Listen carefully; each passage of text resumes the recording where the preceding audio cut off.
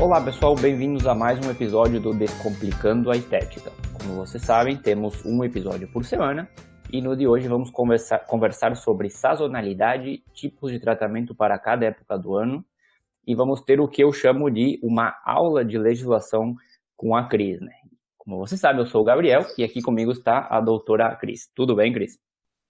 Tudo bem, Gabriel? Tudo bem, pessoal? Uma aula nem tanto, né? Vamos por partes. Eu vou dar uma pincelada, então, sobre a legislação mínima, o que que a gente precisa estar seguindo para abrir um espaço, porque não é simplesmente abrir as suas portas, colocar uma maca e começar a atender. A gente precisa estar de acordo com a vigilância sanitária local, né?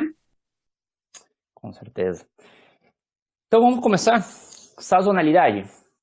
Vou direto ao assunto já, né? Sazonalidade, para explicar um pouquinho o que é o termo, nada mais é do que oscilações da demanda pelo serviço estético, no nosso caso, e consequentemente, as oscilações da arrecadação da empresa também. Então, essa oscilação ela pode ser positiva ou negativa, dependendo da situação da empresa. Vamos botar um exemplo. Um negócio que tem receitas na casa dos 100 mil reais, por exemplo, todos os meses. Mas dentro de um período do ano ele tem, digamos, 3 meses que essa receita baixa para 75 mil, estaríamos falando de uma sazonalidade negativa. Já quando ocorre o contrário, onde a empresa tem receitas de 75 mil todos os meses e tem alguns meses onde ela salta para 100 mil, estaríamos falando de uma sazonalidade positiva.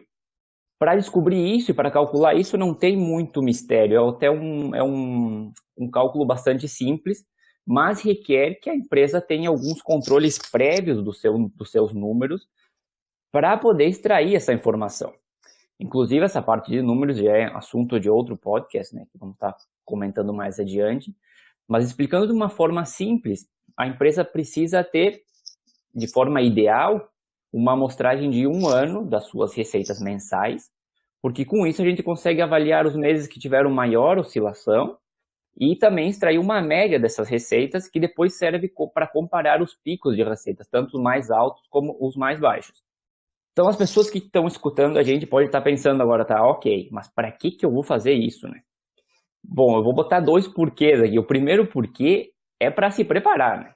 Se você sabe que a sua empresa tem X meses onde as vendas são mais baixas, você consegue se preparar para esses meses e evitar passar por situações difíceis onde a receita é mais curta. Pode até acontecer casos onde a empresa tenha meses negativos dentro dessa oscilação negativa. Então, se você sabe que isso vai acontecer, você consegue se preparar nos meses anteriores para passar por esse período sem maiores problemas. E a mesma coisa acontece quando sejam picos de demanda positivos. Se você sabe que em X meses a empresa vende muito, você tem que se preparar para poder atender toda essa demanda, ter profissionais disponíveis para isso e potenciar ao máximo esse período. Ou o que eu prefiro dizer, não deixar de vender por não estar preparado. E o segundo porquê, e eu vou ficar só em 2, como eu comentei antes, até para não deixar essa parte muito extensa, depois a gente pode comentar em mais detalhes em outros programas, se o pessoal achar que isso é interessante. E o segundo seria, então, para evitar ou tentar evitar que isso aconteça, principalmente no caso de oscilações negativas. São vários os motivos pelos quais pode ocorrer a sazonalidade em certos períodos, e até a Cris já vai comentar logo mais sobre as melhores épocas do negócio e vai abordar essa parte em mais detalhe.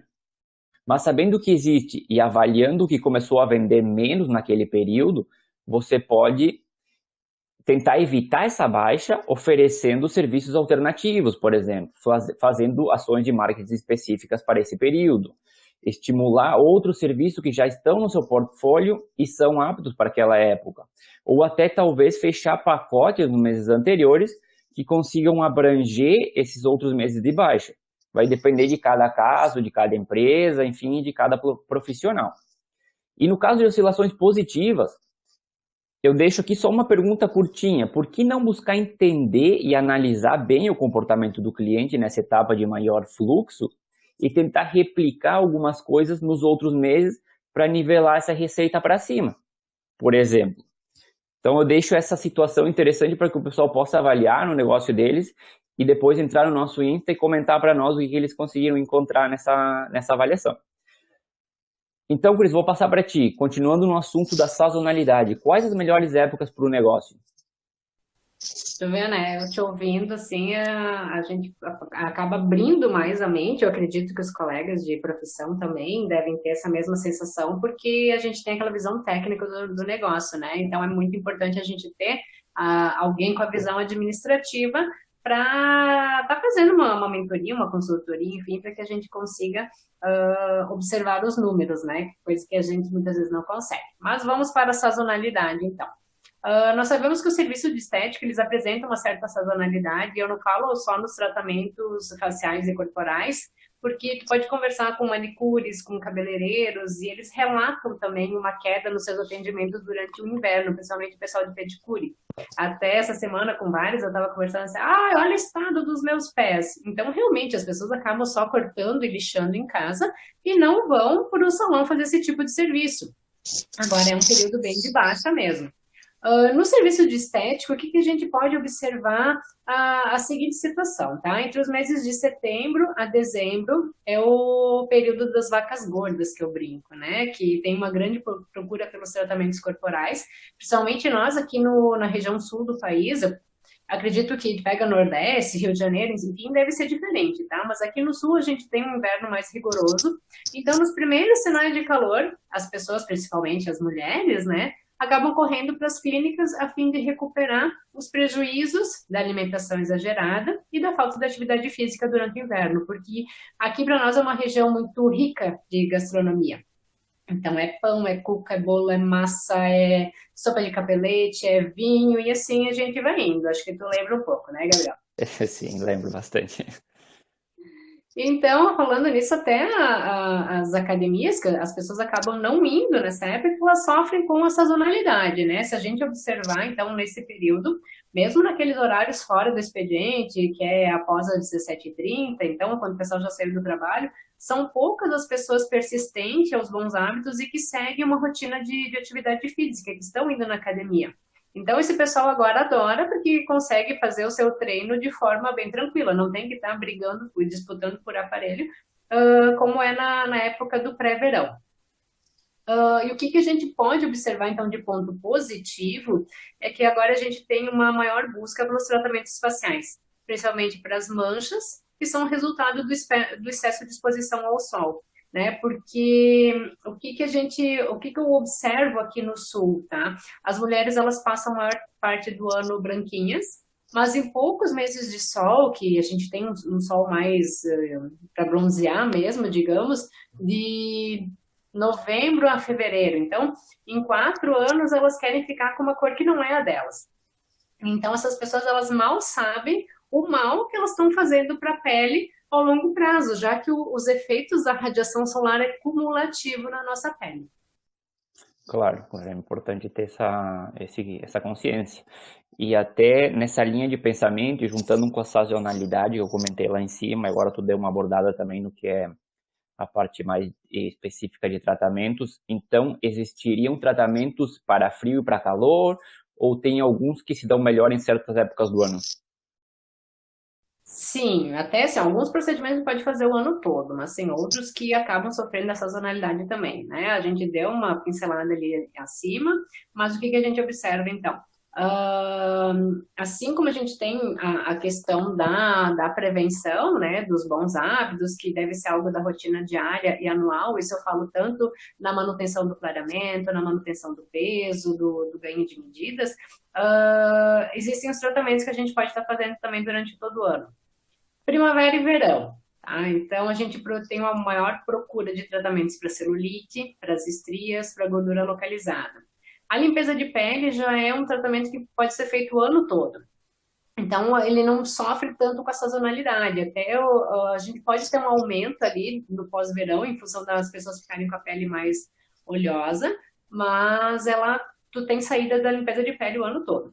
O que a gente relembra aqui, então, é realmente a questão dos bons hábitos para a saúde e para a manutenção do tratamento. E até a gente pode pensar o quê? Né, de não vender o pacote de 10 sessões. A gente pode pensar em vender planos de tratamento, onde que mesmo durante o ano a pessoa venha fazer manutenções estéticas, né? Já estamos dando dicas. Então, Outono e inverno, que é a época que a gente está agora, tá? A saída maior de peelings, apesar de não estarmos mais fazendo peelings tão agressivos, tão inflamatórios, porque a gente sabe que isso pode estar piorando o melasma, mas os peelings, eles têm uma saída maior agora de outono e inverno. Lasers, seja de rejuvenescimento, de depilação, até o laser de depilação pode ser feito o ano todo, mas em função das pessoas buscarem um bronzeado, a gente tem uma cautela durante o verão. Eu, por exemplo, como profissional, não gosto de fazer regiões grandes, por exemplo, coxa, costas, meia perna, não gosto de fazer isso no verão porque o risco de queimadura é aumentado, tá? E os injetáveis também, a procura ainda é agora, ou no pré-verão, primavera a gente também faz, porque os injetáveis eles podem ficar com hematomas, e o hematoma tu não pode estar expondo ao sol.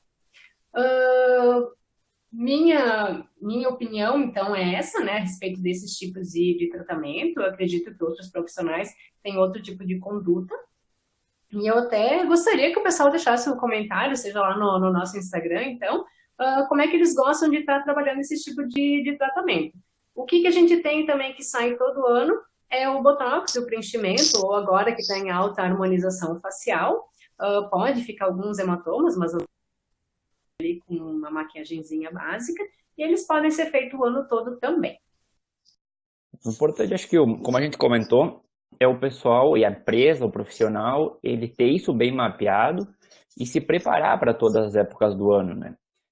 Mas principalmente, inclusive, entender a situação do negócio dele em particular, de saber as etapas do ano que tem sazonalidade, o que pode oferecer e o que pode não oferecer, e potencializar as épocas que são melhores para poder ter essa receita constante durante todos os meses e não ter que estar sofrendo tanto ali no meio do caminho, né?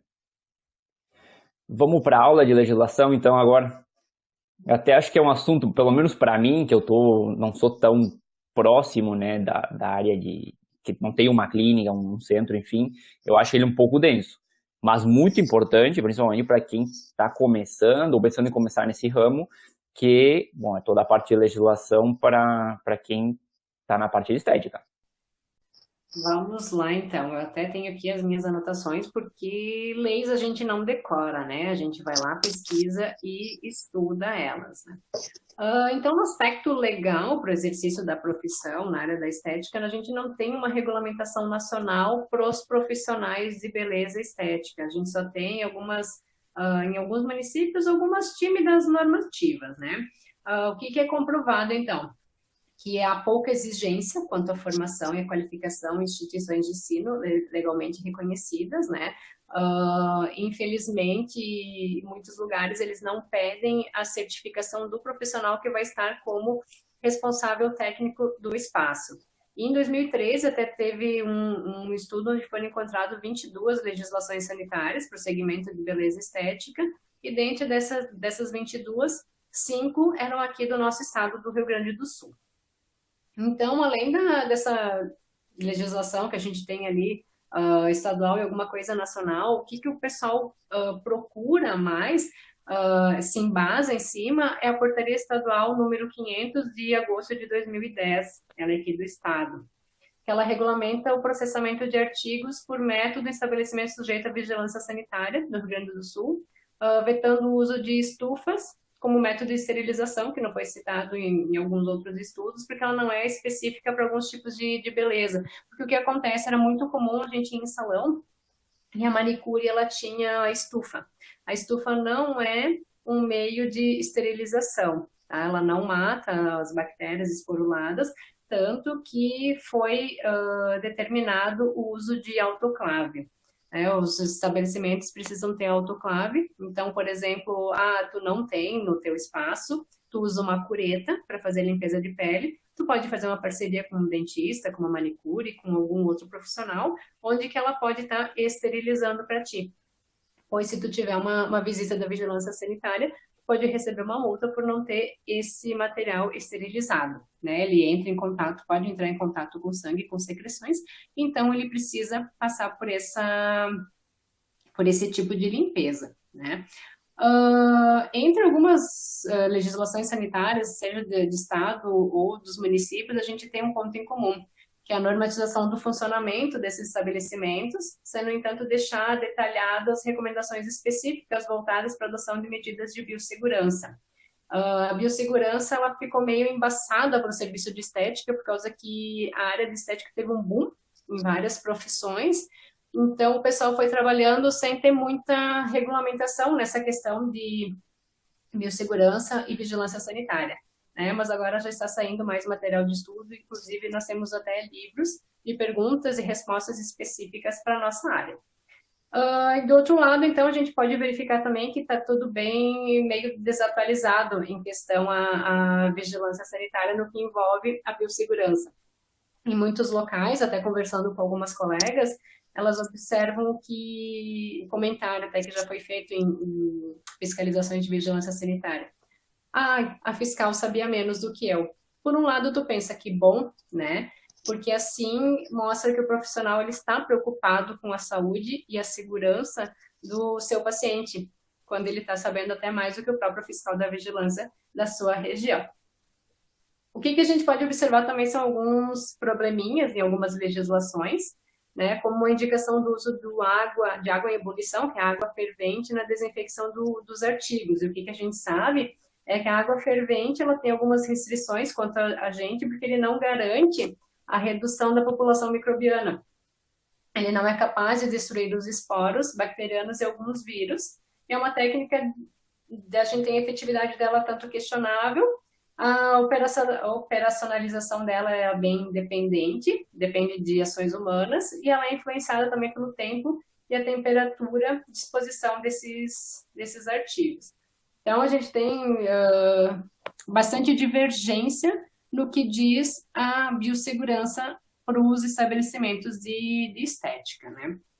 O que é o ideal? Conversar sempre com a sua vigilância local, seja ela municipal ou estadual. Hoje a gente consegue contato fácil através de telefone, e-mail ou WhatsApp até. O que nós temos então? Usado é a referência da Anvisa, tá? Anvisa é a Agência Nacional de Vigilância Sanitária, algumas pessoas até não conhecem, mas no portal da Anvisa, no site, a gente consegue muito material de apoio. Então, a gente tem um documento que ele é referência técnica para o funcionamento dos serviços de estética e embelezamento sem responsabilidade médica. Ou seja, aqui a gente engloba os biomédicos, os farmacêuticos, as esteticistas, os dentistas, todo o pessoal. Ele abrange a questão da estrutura física, o abastecimento de água, o processamento dos equipamentos, produtos, risco ocupacional, que isso é questão de envolve se tu tem funcionários ou não, ou mesmo a ti. Ou como é que tu vai estar fazendo a limpeza dos artigos, mobiliário, roupas. Né? Então, eu deixei, ela é bem extensa, eu coloquei alguns tópicos aqui que eu achei o mais básico, que é o mínimo que a gente precisa ter, e o mais comum. Então, a questão das paredes e do teto, que deve ser revestido ou pintado com material liso, resistente e impermeável, piso de material antiderrapante, resistente, impermeável e de fácil higienização. Tem alguns tipos de piso que não pode, porque eles são fáceis de tu estar acumulando sujidades e pode estar acarretando em, digamos, contaminações. Né? Todos os ralos instalados, seja dentro de salas ou do próprio banheiro, deve ter de um fecho hídrico e aquelas tampas escamoteável, ou tu tem que fechar de alguma forma aquele ralinho. Por quê?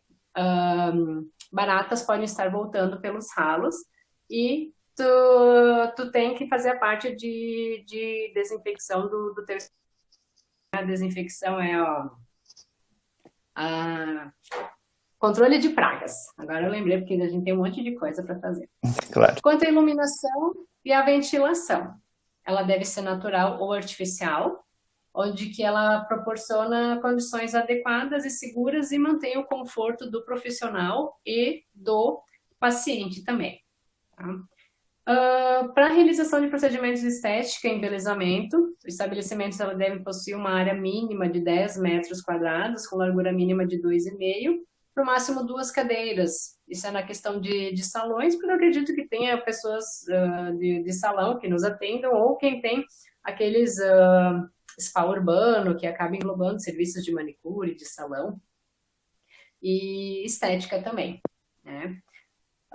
As salas destinadas ao atendimento direto ao cliente, então, deve dispor de pia, lavatório, tem muitos locais sem pia, algumas vigilâncias sanitárias aceitam, outras não, tá? Mas todas as salas, o correto é que elas tenham pia para higienização das mãos, sabão líquido, suporte de papel toalha, coletor de lixo com tampa e acionamento por pedal e saco plástico, bancadas fixas ou móveis para apoio das atividades com acabamento liso, impermeável, resistente, lavável, ou seja, que seja fácil de fazer a higienização. Quanto aos sanitários, a normativa aqui, ela determina o quê? Que tu tenhas tanto vestiário quanto sanitário separado por sexo e se for para o teu cliente ou se for para o pessoal do trabalho, né? Tu e teus funcionários. Mas hoje em dia é difícil que tu tenha um espaço com 4 banheiros, por exemplo, né? Então, aceita-se que tenha 1 ou 2 banheiros, mas com as identificações na porta. Quanto ao processamento dos materiais, então, o ideal seria ter uma sala específica, mas ele pode ser feito em uma sala de atendimento, onde que tenha pia, desde que tu faça uma barreira técnica, né? O que que seria isso? E aqui, nesse lado, tu limpa tudo, não dá para deixar um monte de coisa em cima da pia junto, então desse lado tem o material que vai passar pelo processo de esterilização, que vai ter que fazer a lavagem e tudo mais. Aqui, o material que está pronto para ir para o autoclave. Tem que ter essa separação. O que eu deixei aqui até grifado nesse meu material é o seguinte: deverá ser garantida a privacidade do cliente durante os procedimentos, devendo haver sala ou box individual. E hoje em dia, com as redes sociais e todo mundo fazendo stories e tudo mais, o que eu acabo observando é que em muitos lugares existem as salas que tu atende 2 ou 3 pessoas ao mesmo tempo. Eu já não gosto, eu acho que se a pessoa vem, ela não precisa estar acompanhando o que a outra está fazendo. Eu acho importante realmente essa questão da privacidade e é garantido aqui por lei que a pessoa tenha isso. Ela não precisa estar fazendo o seu tratamento, o seu procedimento com outra pessoa junto ali do lado. Que até como a gente acabou conversando em outro momento, nós da estética nós acabamos sendo um pouco psicólogas também, né? Porque a pessoa ela vem ali no seu momento, ela quer conversar, ela quer desabafar. Então, para não virar aquele antro de fofoca, né, Gabriela? Sim, A privacidade garantida é fundamental. eu acho importante também. É. Coisa simples aqui, o serviço de estética e embelezamento, eles não podem ser utilizados, não podem ter suas dependências para outros fins, nem servir de passagem, por exemplo, tu vai ter um outro negócio, uma lojinha lá no fundo da tua estética. Não é permitido, tá, gente? A tua estética não pode servir de passagem para outro local. Quanto ao estabelecimento realizar o processamento de roupas, porque a gente utiliza toalhas, né? O correto é que a estética tem uma área exclusiva para lavanderia, dispor de máquina lavadora, sendo vetada a lavagem manual das roupas utilizadas por clientes. O que eu faço, e muitas pessoas fazem também, eu acabo levando para casa, porque eu não tenho como ter uma máquina de lavar e de secar aqui dentro do meu espaço. Então eu levo para casa e, obviamente, eu faço aquela lavagem com água sanitária, tudo certinho e separado de qualquer outra roupa da casa. A gente não mistura. Quanto aos equipamentos, os instrumentais, eles devem ser disponibilizados em quantidade suficiente para atender a demanda do estabelecimento. Devem ser respeitados os prazos para limpeza, desinfecção e esterilização dos mesmos. E aqui a gente entra na questão do reaproveitamento, tá? Porque tem muitas clientes que fazem assim, enche aqui o potinho de creme, daí tu usa um pouquinho para essa, um pouquinho para outra, um pouquinho para outra. Não pode, tá, gente? Tem que pegar na cubeta a quantidade necessária para aquele teu atendimento e deu. Se sobrou ali um pouco, vai fora, não pode reaproveitar. Tem locais que reaproveitam cera, peneiram os pelos e reaproveitam cera. Gente, isso é nojento. Não façam, por favor. Então, pessoal, lembre-se, reaproveitar o material, principalmente cera, creme, essas coisas de contato direto, né? Não pode, além de nojento, não é permitido, tá? Quanto aos teus aparelhos, todos os equipamentos, eles deverão possuir registro no órgão competente, sendo observadas as suas restrições de uso. Os proprietários deverão instruir manutenção preventiva e corretiva de equipamentos, mantendo os registros atualizados, tá? Então, equipamento sem registro de Anvisa não pode, é crime. Eu vejo muitas pessoas utilizando as canetas, as Dermapen, que não têm Anvisa e ficam postando ainda por cima, né? Estão chamando a vigilância ali no seu estabelecimento. É crime, tu pode ser preso por isso. E um ultrassom, por exemplo, ele precisa de uma manutenção anual. Todo ano tem que fazer calibração. E isso deve estar, tu deve pedir um laudo da calibração. Isso deve estar arquivado nos teus documentos. A higienização dos aparelhos de ventilação artificial, então os ar-condicionado, deverão atender às orientações do fabricante quando se tratar do aparelho individual. Ou quem tem as centrais de ar-condicionado deve seguir as normas técnicas específicas. Aquele filtrinho que o ar-condicionado tem é só abrir a tampa e lavar. Isso deve ter uma lavagem periódica. Todos os produtos de interesse à saúde, em uso ou armazenados dentro do teu estabelecimento, eles deverão obrigatoriamente estar dentro do prazo de validade e obedecer à legislação específica quanto ao registro no órgão competente. Então, os teus produtos devem ter registro de Anvisa, deve estar dentro do prazo. Uma coisa bem simples, tu tá com mesclas de mesoterapia, tu tá com peeling que está próximo da data de validade, procura a pessoa que tu sabe que tu pode estar fazendo aquele tratamento e oferece, né, com um desconto, ou pode fazer uma promoção, se for algo mais genérico. Até essa questão de promoções e números, o Gabriel pode falar melhor, mas eu penso que é melhor tu tirar o custo do que tu perder produto. Tô errada? Sim, sim, não, com certeza. No caso que tenha produtos que já está vencendo, enfim, até não me perdi um pouco ali na análise que tu estava fazendo, mas claro, se tu vai perder um produto, é melhor tu tentar desovar ele de alguma forma antes de perder esse custo, né? Porque no final das contas tu tem que botar ele fora e não tem como reaproveitar esse tipo de coisa. Então, nesse caso, eu sou bem partidário de usar promoções, enfim, eu não sou muito da promoção, mas nesse caso seria útil. Aqui pensa, né? Se tu botar fora ali o produto por ele ter vencido, não ter utilizado, claro, a gente não deve estar comprando em excesso aquilo que a gente não vai acabar utilizando, né? Tu deve ter um controle do teu estoque, dos teus produtos, mas, por exemplo, tinha uma novidade, tu comprou, achou que ia sair super bem, mas não teve aquela saída, né? Antes, então, de tu perder aquele produto, acho vantagem de estar fazendo uma promoção, né? Claro, alguns meses antes do vencimento, né, quando tu já está prevendo que o negócio não vai ser como tu estava esperando, claro, já procurar movimentar para não ter essa perda, claro. Isso aí. Mas isso é assunto para outro podcast, né? Vamos manter aqui, vamos continuar. Quanto aos produtos químicos e saneantes, então, que eles forem submetidos a fracionamento ou diluição, eles devem estar acondicionados em recipientes devidamente identificados de forma legível, por etiqueta com o nome do produto, a composição química, a concentração, a data do envase e da validade e o nome de quem fez essa manipulação, esse fracionamento. Então, por exemplo, tu compra o álcool de litro, mas tu não vai estar pegando aquele álcool de litro e utilizar direto. Tu vai acabar colocando numa pinceta, num borrifador, alguma coisa assim. Esse borrifador deve conter essa etiqueta com todas as informações.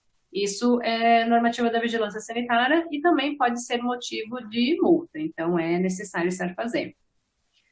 Quanto aos artigos utilizados em procedimentos estéticos e de embelezamento, eles devem ser submetidos ao processo de limpeza, desinfecção e esterilização, de acordo com o estabelecido na legislação específica e no manual nos POPs, né, que tu deve ter os POPs do teu estabelecimento.